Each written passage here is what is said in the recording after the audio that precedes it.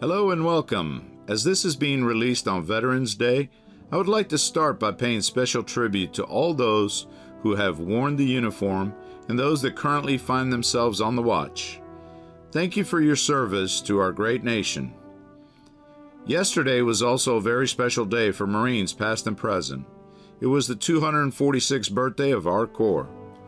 No matter where Marines may find themselves, serving our country in far corners of the globe, here on the home front training and preparing for the next deployment, or like myself, having put on a different uniform and now standing a different watch, we all pause and reflect on service to our Corps and usually raise a glass and share a slice of cake to honor our history and traditions, those things that unite all Marines past and present. So to all of you who have earned the Eagle Globe and Anchor, I say happy 246th birthday, Marines. And now to the business at hand.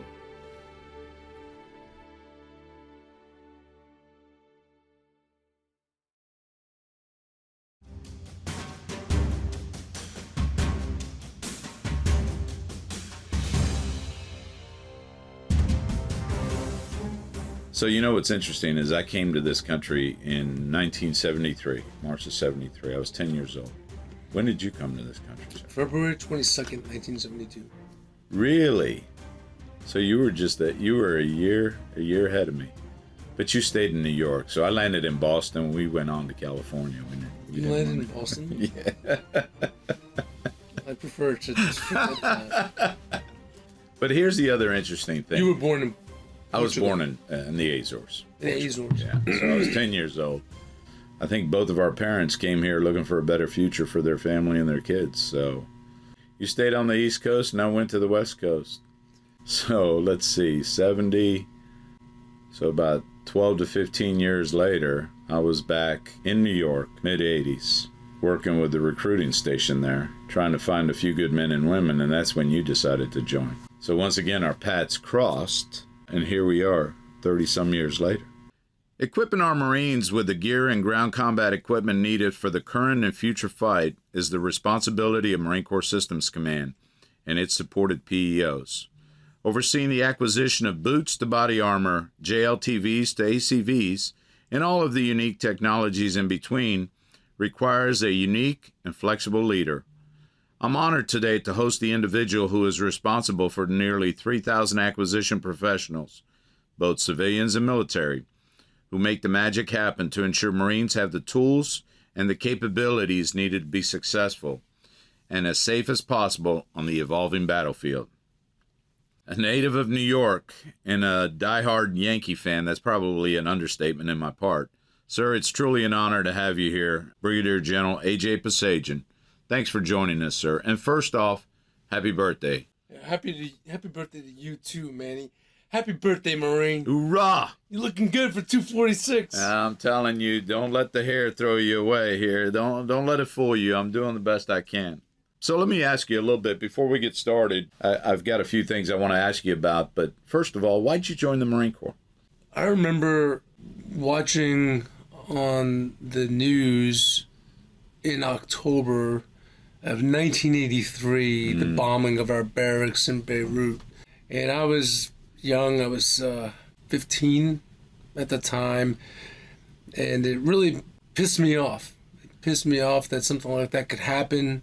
I watched the way that Marines cared for their fellow Marines, bringing Marines out of the rubble on those stretchers, and the diligence and urgency that they paid to their fellow Marines, even knowing that some of them were beyond saving. Right. It just struck me the way that you watched these people care for one another, and even though it was from quite a distance, I remember thinking, wow, these people are living a greater purpose. Mm-hmm.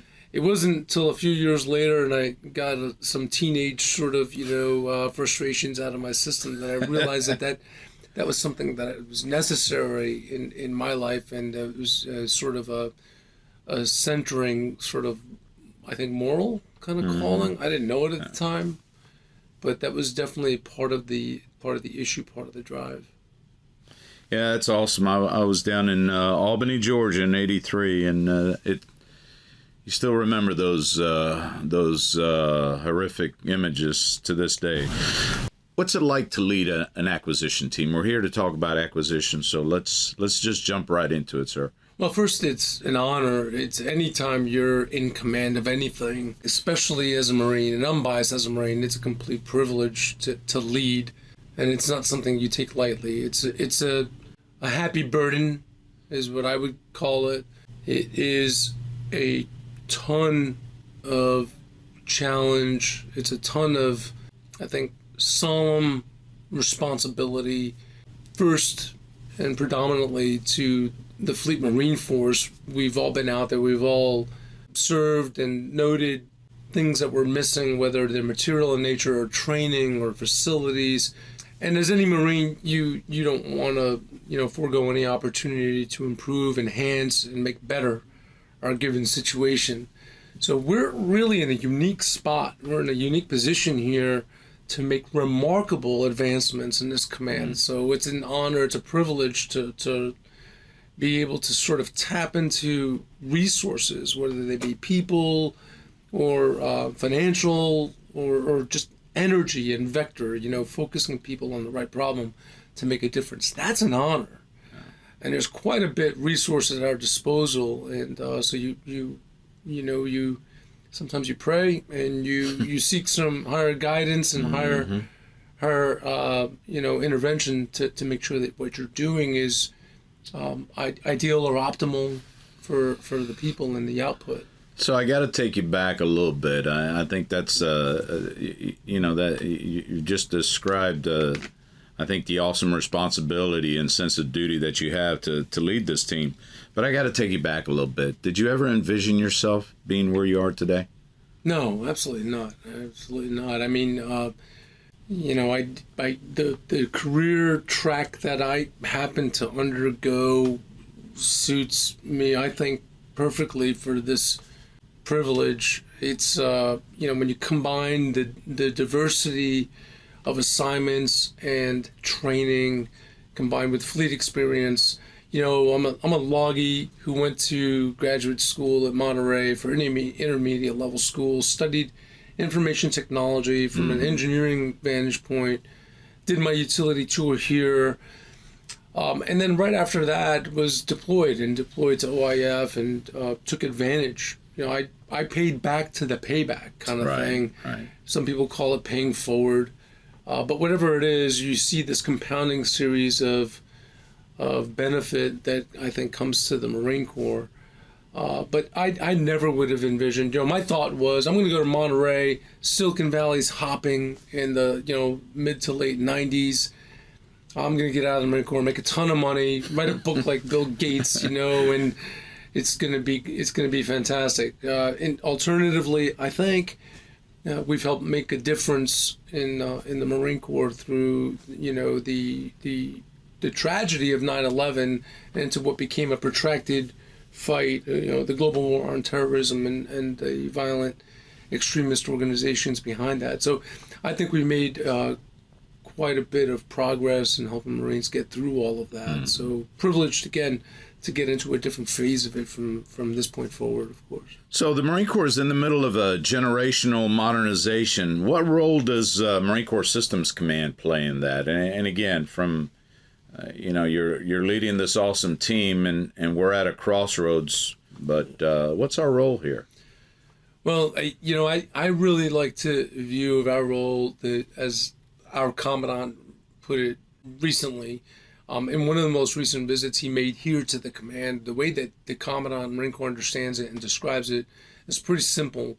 CD&I and the rest of Headquarters Marine Corps, and the fleet too, participates in experimentation and in the development of a design that we know will make us a more relevant naval expeditionary force in readiness going into 2030. It's 2021. We're a couple of years into it. We're making good progress. The Commandant views this command, though, as the instrument of Headquarters Marine Corps that brings force design to life. We're the ones who actually, derive tangible and derive and deliver tangible solutions to the Fleet Marine Force, like things that you can touch, things that you're trained on, things that you can get sets and reps on to make yourself a more proficient, more professional warfighting organization. That's an incredibly powerful role to play by going kinetic, as I call it. We take it out of the drawing board and the design room, and away, out of concepts, and we move it into reality, which is pretty cool. It's an art, not a science, to do some of that. But it's a lot of fun. Absolutely. And then just walking the process the entire time, from an idea and a concept to, perhaps doing some research and development in some of these things, and then as you mentioned, ultimately fielding it to our Marines. So speaking of fielding to our Marines, I mean, we've done a lot over the last couple of years. Can you touch a little bit on, our efforts as far as modernization? I mean, we know we have, we're focused on 2030, but what have we done in the last couple of years that you'd like to share with us? I mean, I think at its very essence, the Commandant's guidance to us is to enable a different, more relevant role for the Marine Corps in a joint and naval fight. So we're in a position to do some really productive things as a stand-in force inside the weapons engagement zone on behalf of a fleet commander. So this is a MAGTF commander attending to targets and fighters, potentially even ISR and reconnaissance, counter-reconnaissance actions in support of a fleet commander. This is a different role. So the Commandant turned that around in quite a bit, and you can argue a 180 out shift. There are elements of that we used to do. If you look at island hopping and the way that we did that in the Second World War, but fundamentally it represents like you put it, Manny, a generational change. In the meanwhile, we remain America's 911 force in readiness. And what does that mean? That means fight tonight. You got to be ready to go tonight. As we know, Marines are posted at embassies all over the world. We've got Marine Expeditionary Units that are afloat 24/7, 365, responding to crisis, non-combatant evacuation operations like the ones that we just saw in Afghanistan at Hamid Karzai Airport. And that means they need to be ready and equipped with the latest and greatest gear that gives them a complete competitive advantage. So we've done quite a bit in the last 2 years to give them that. Tonight, the Marine Corps enjoys a new 5.56 round. It's the Enhanced Performance Round, the EPR. It is extraordinarily accurate and lethal. The rifle that which all of the Marine infantry is firing that round is the infantry automatic rifle. We have pure fleeted the entire United States Marine Corps infantry with that rifle. There are suppressors that have been fielded for that rifle across the Marine infantry. Squad bino night vision goggles, literally changing night to day and ensuring we have complete advantage at night. Body armor, squad combat optics, magazines, and the like. All of that is not waiting for the initial operation of a Marine Littoral Regiment, an EABO, and the long-term destination of where we're going with force design in 2030. It's not waiting for 2023 or more wargaming. We did that very methodically, very deliberately over the last 18 to 24 months.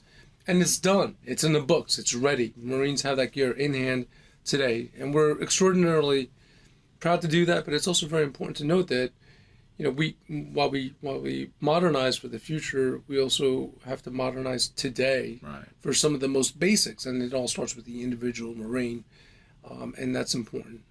That was actually my point. I mean, it seems to me that you've centered everything around that, making that individual Marine a more lethal, combat-proven individual able to do what they need to do.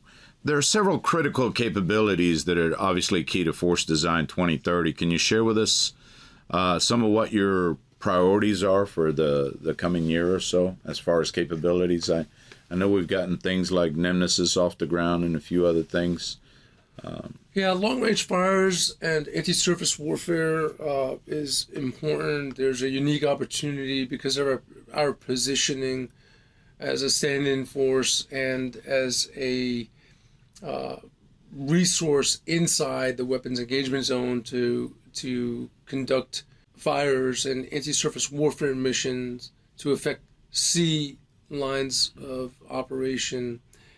And I think that's really important. The enabling capabilities that surround that are things like persistent intelligence, surveillance, and reconnaissance, resiliency through the electromagnetic spectrum for communications and broadcasting of data necessary to achieving some of those fires missions.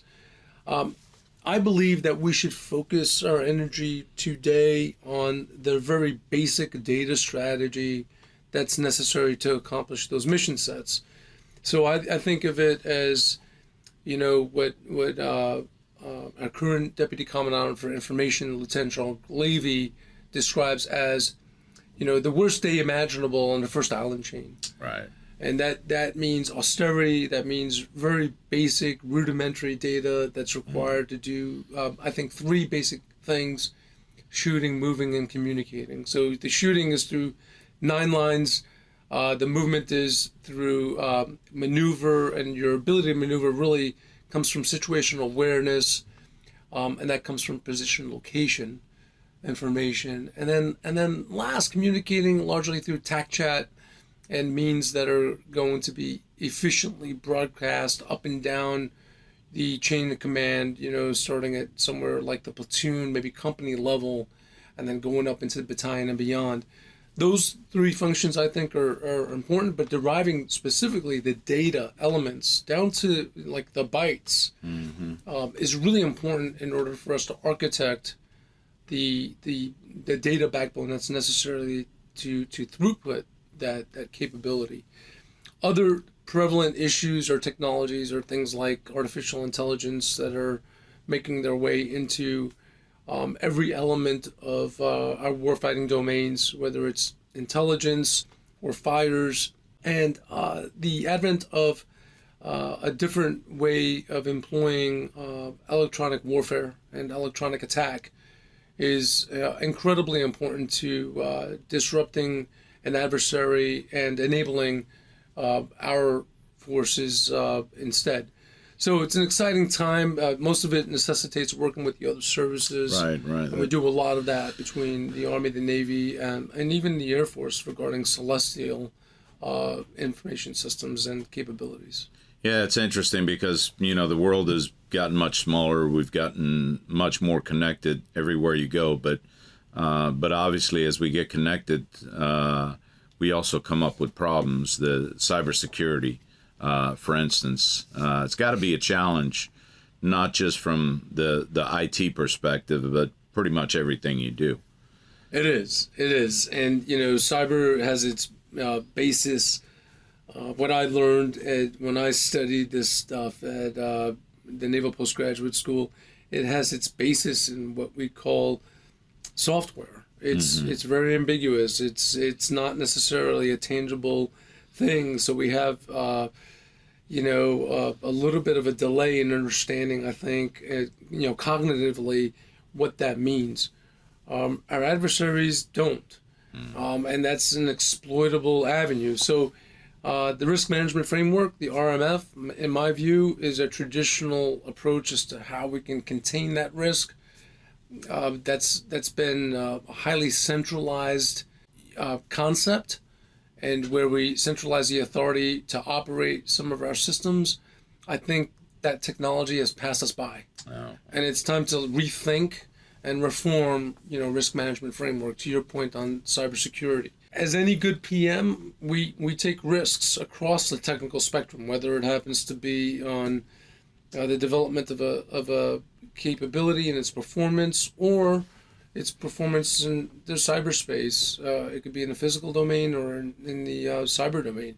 either way, we're trained professionals, and we've got a lot of resources at our disposal. We ought to be making some of those risk decisions. I don't think it should go to one central authorizing agent for issuance to the Fleet Marine Force.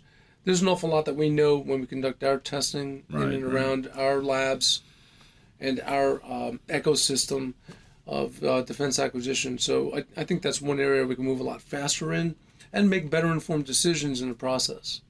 Quick question, if I could change the topic a little bit. Obviously, we do a lot of things, but, at the end of the day, we are stewards of taxpayer dollars. We have to account for everything.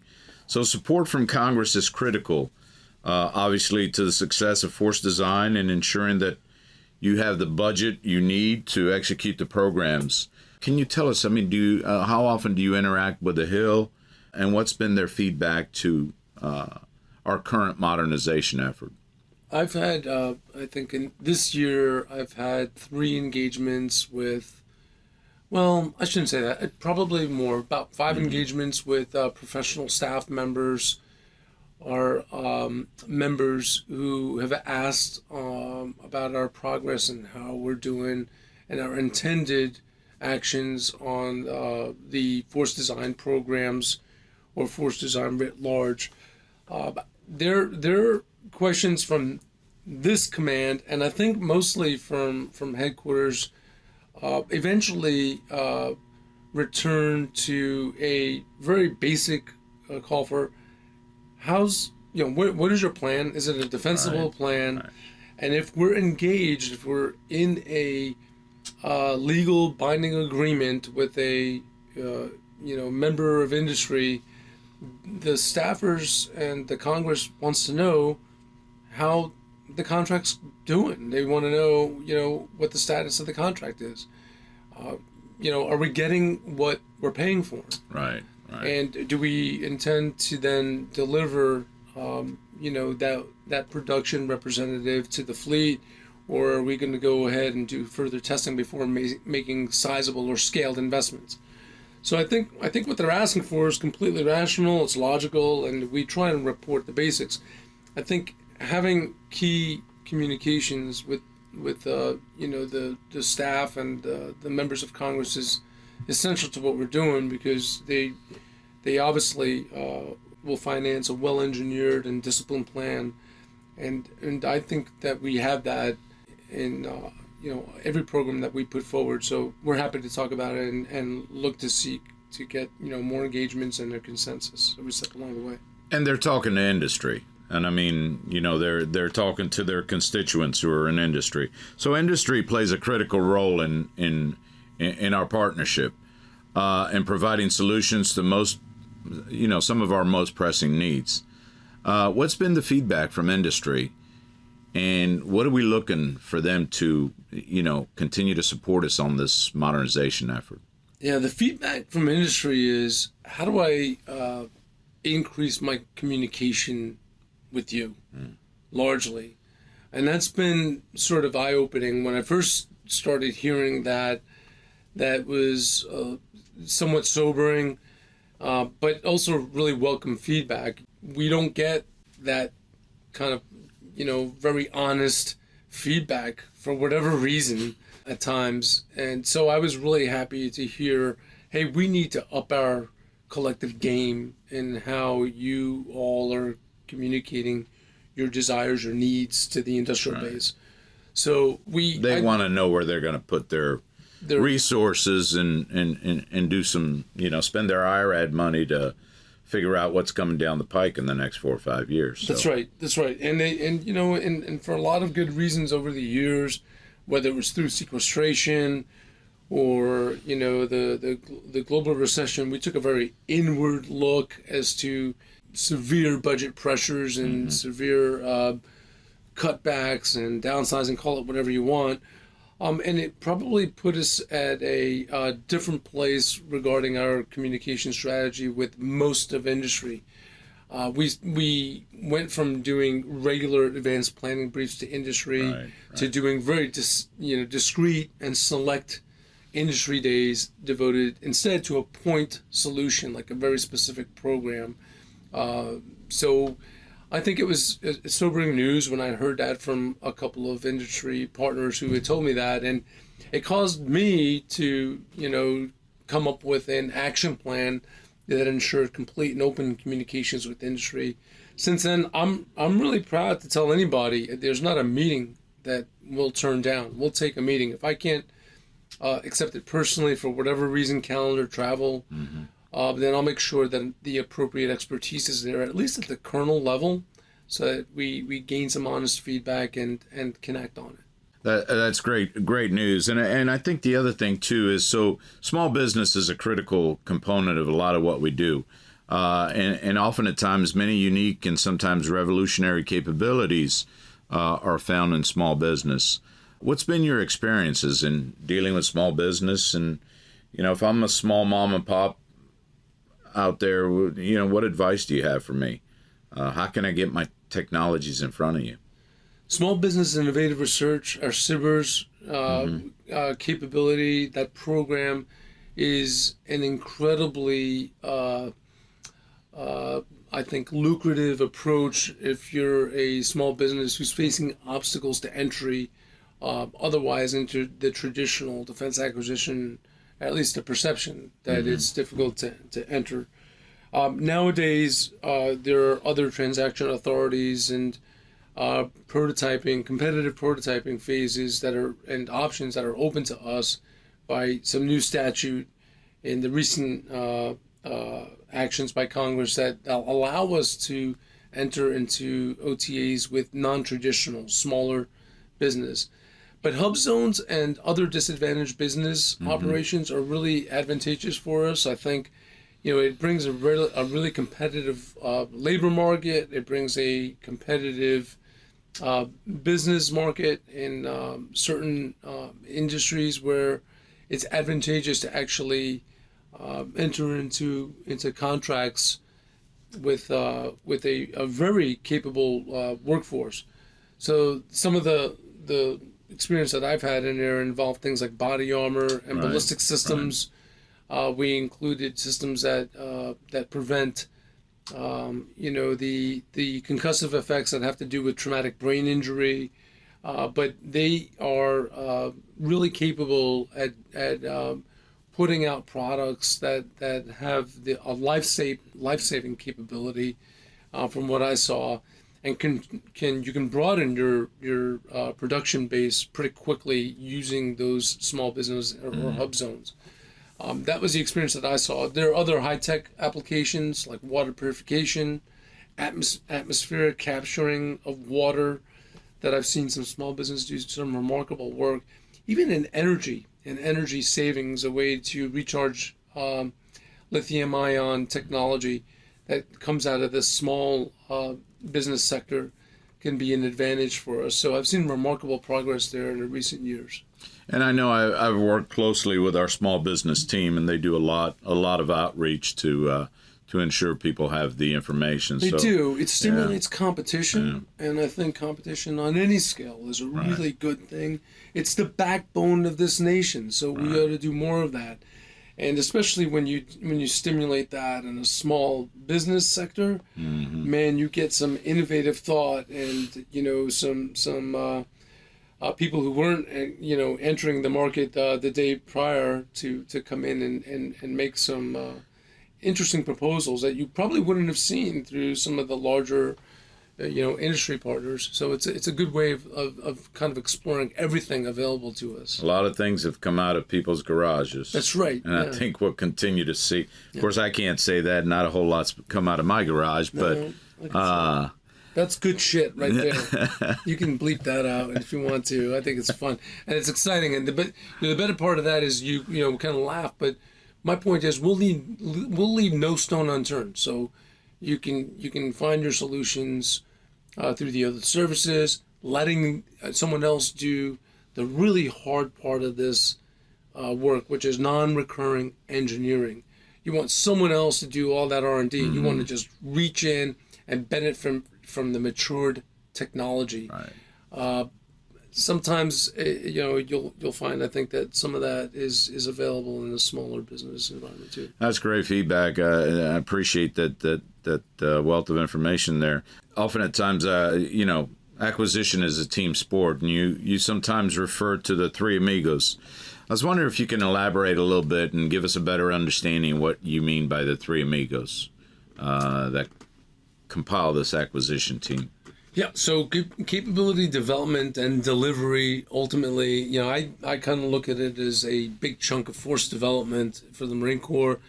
That involves three basic protagonists, in a process.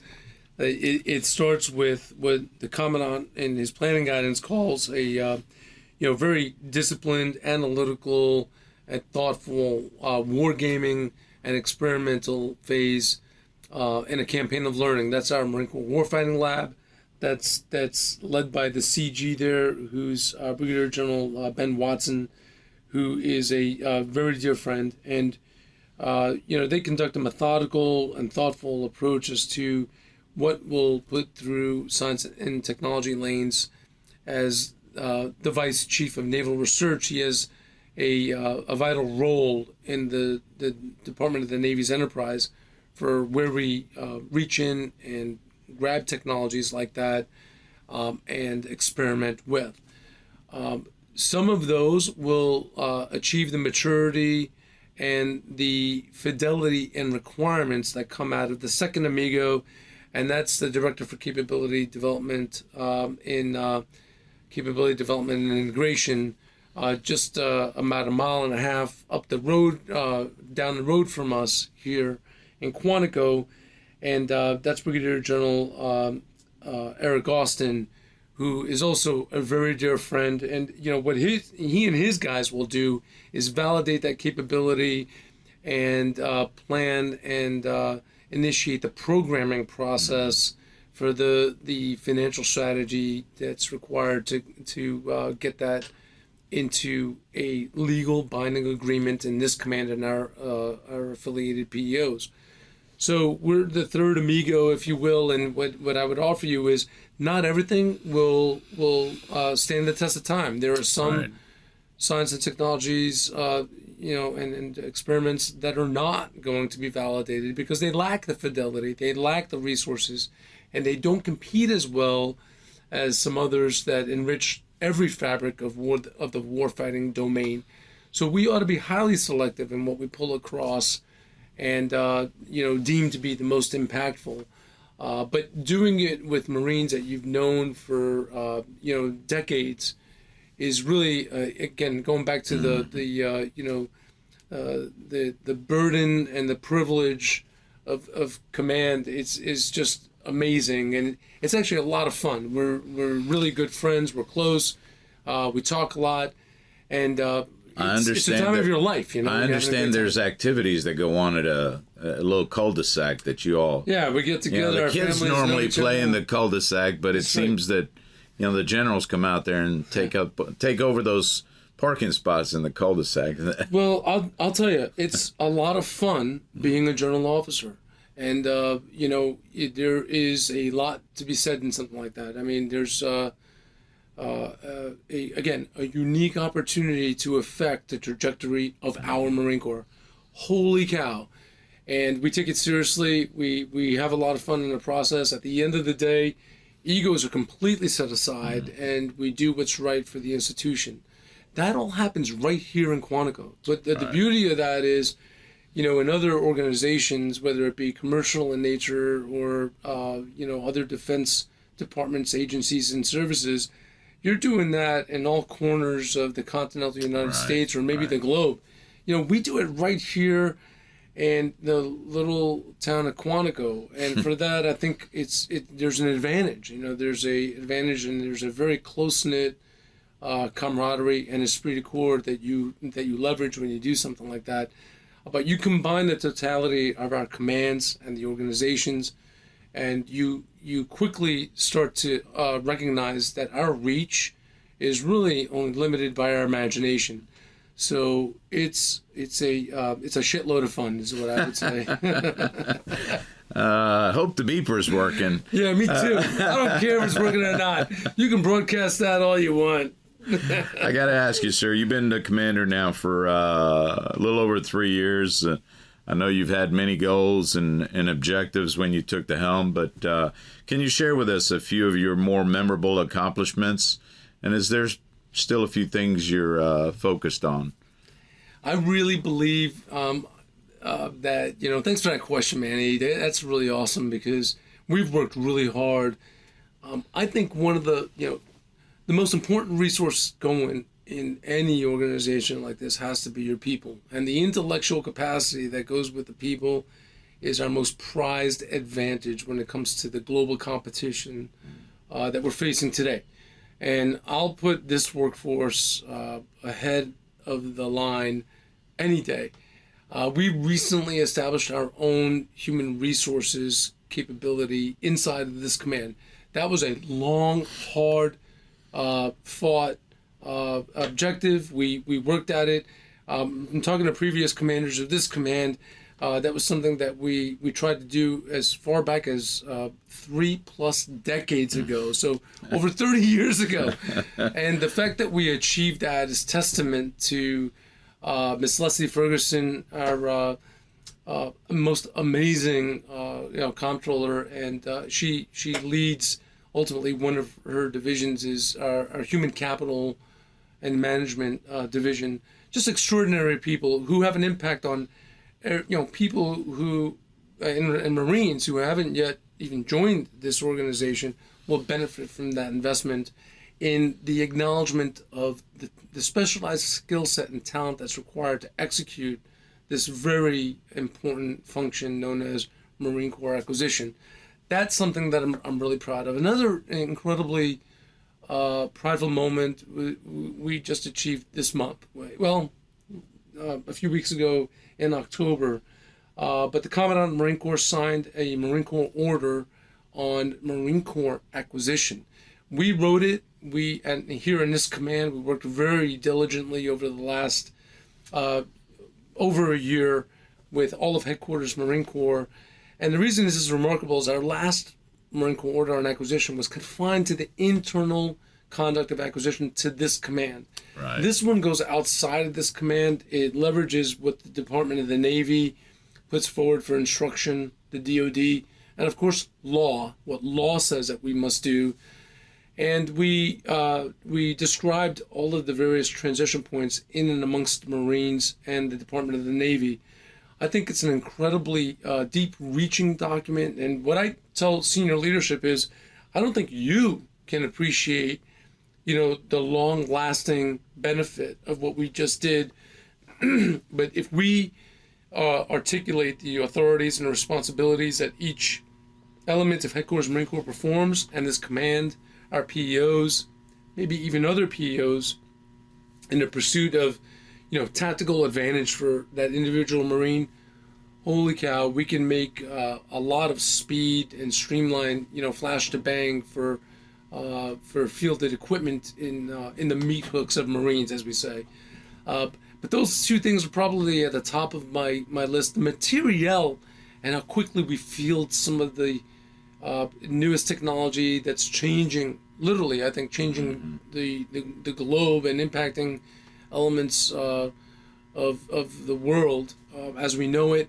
I'm extremely proudful of, but not as proud as I am of the way that we've architected those other two things, especially starting with the people, because people will make it all happen at the end of the day. I got to touch on that Marine Corps order because I'd been stationed at Quantico a few times before, and I couldn't even spell acquisition back then. But I realized when I first came on to this acquisition thing is that, you had to spend the first 20 minutes of your conversation explaining what Syscom does.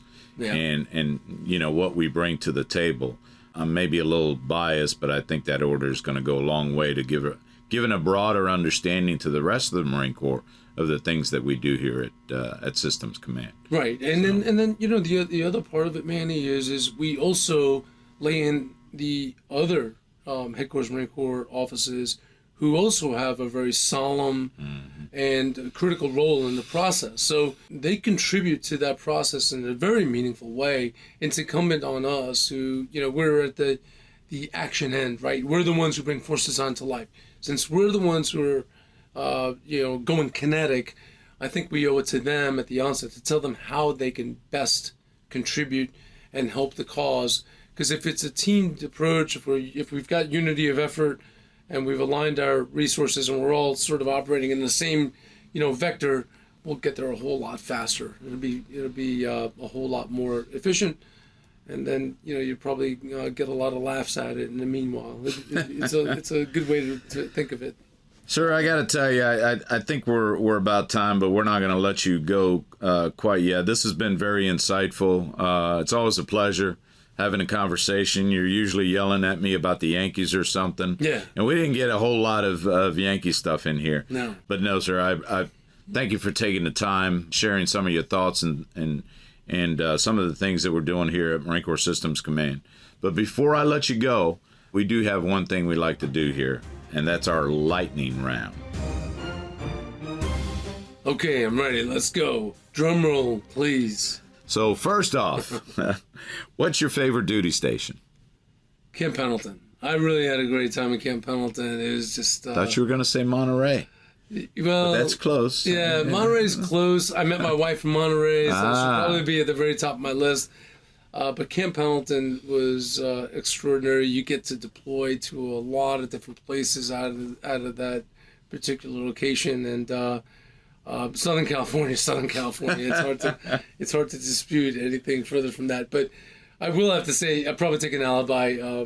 My wife and I met in Monterey, so there's a romanticism that goes with the Monterey Peninsula, and for that, I'm deeply grateful for you reminding me of that. Thank you. Do what I can to help. So normally my next question would be about a book, a TV show, but I'm going to call an audible here because we just wrapped up the World Series and our teams weren't in it, but that's okay. Yeah. But not as really. It's not okay. Well, as a diehard Yankee fan, I got to ask you, what is one of your favorite memories? And I'm sure there's many, but is there? Yeah, one of my favorite memories. And you mean in a World Series? In a World Series or playoff. More a World Series or a playoff situation. Yeah, because I believe the Yankees have a few World Series. Yeah, there's a couple of big sort of walk-off wins. One was when Aaron Boone hit a walk-off home run against the Red Sox in 2003. I don't want to hear from anybody. Thank God you don't have the mic if you're from Boston and you want to tell me what's going on in 2004. But that represents a void in my heart. It never happened. In 1978, I was 11 years old, and our school teachers at St. Aloysius in Brooklyn said, "Hey, we're gonna give you guys the rest of the day off to go home and watch the playoff game." It was a one-game playoff at Fenway Park, and the Yankees were trailing pretty much the whole game until late in the game. Bucky Dent came up and hit a home run that proved to be the go-ahead and the winning run. But for that unsung, unlikely hero of a guy like Bucky Dent to hit a home run in Fenway Park and bring Cal Yastrzemski to his knees in left field was probably the most gratifying moment in my life to this day. Other than meeting my wife in Monterey, was really glad you got that in there. Yeah. Now I'm going to get a lot of hate mail from Red Sox fan, but that's okay. We'll deal with it. Just don't give them the mic ever. I'll try not to, sir. They don't deserve it. I do have to ask you, so our number 3 question, if you weren't doing what you're doing now, what would you be doing? If you weren't a Marine, what would you be doing? I'd be working either somewhere in New York City, I think as either a fireman or a police officer. I got a lot of friends. Yeah, I got a lot of friends who did that line of work. I think I probably would have been drawn to that if it weren't for the Marine Corps. My close number 2 to that would probably be I'd be working in a front office as a traveling secretary for the New York Yankees in the Bronx. But I'd have to be invited to do that from a couple of friends that I know. I see a Seinfeld episode coming on. Right. You and George Costanza out there doing. I want Costanza's job, and I want